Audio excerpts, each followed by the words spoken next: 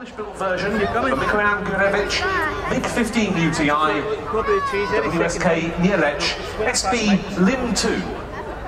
Any second now he's getting a big run and jump. Just bump up a bit. You see him in a second now.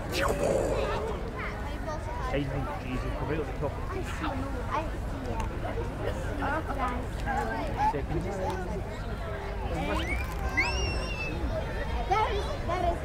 There it is, we were right. Oh, so it is. Sneaking away in front of us. The specification of this aircraft was aimed at combating high-flying heavy bombers. It incorporated 35 degrees of wing sweepback into the design. It was equipped with heavy cannon armament, and from the outset it was able to exceed 1,000 kilometers an hour, nearly 650 miles an hour, at an altitude of 3,000 meters or 9,800 feet. In then from the left. You like the sound of this thing? Big light,